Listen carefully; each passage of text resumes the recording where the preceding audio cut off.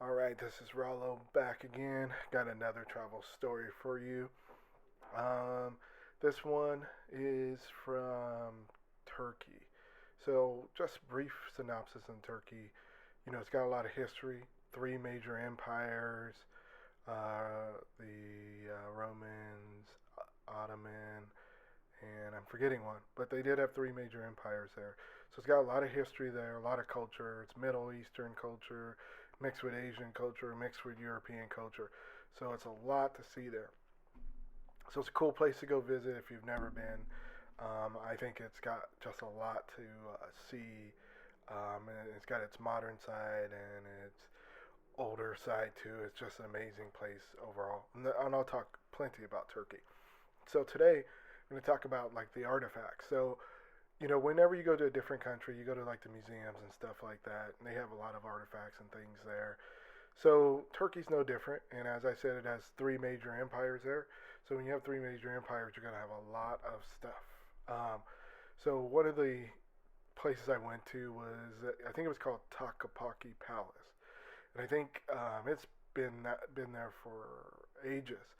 And I want to say like a sultan had it built a long time ago. And so this thing just is massive. It's like this massive campus. Almost looks like a college campus, but it's a palace, I guess. And now part of it has like a museum in it. So I spent like half a day there just going through the grounds, looking at it. It was nice. It was by the sea. All of it was cool. Definitely a lot to see there. A lot of history. A lot of things you can just picture how it was back in the day. But it's nicely well maintained and all of that. So it's pretty cool. So definitely check it out. So one of the things that stuck out to me though was, I'm at the end of it, sort of, and I'm going through like the museum part.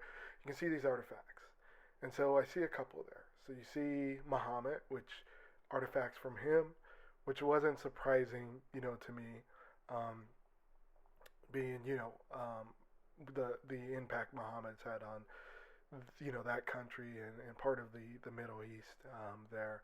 So I saw some of that, and then you saw Abraham artifacts for Abraham, and then artifacts supposedly from David as well, which was interesting because I didn't expect to see you know artifacts from those guys there. So you see all this, and definitely I was alarmed to see it, and I was like, oh, that's cool, and I was kind of shocked and intrigued. So I kind of looked at those. But right before I was leaving, there was another one that I saw, and it made me do a double take, and I just went like, "What?" And I read it, and it's like the stick that's there.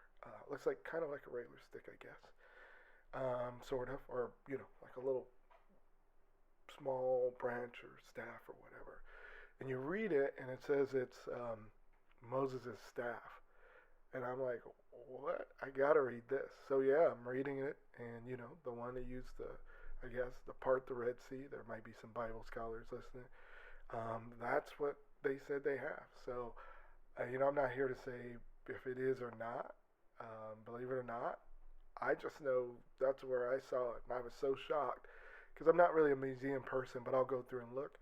But that you can't miss because everybody knows Moses. So even if you don't really watch or read or study the Bible or into any of the religions, you definitely know the Moses story. So that was intriguing to me, and yes, it is real. So I'm telling you, real life, real stories.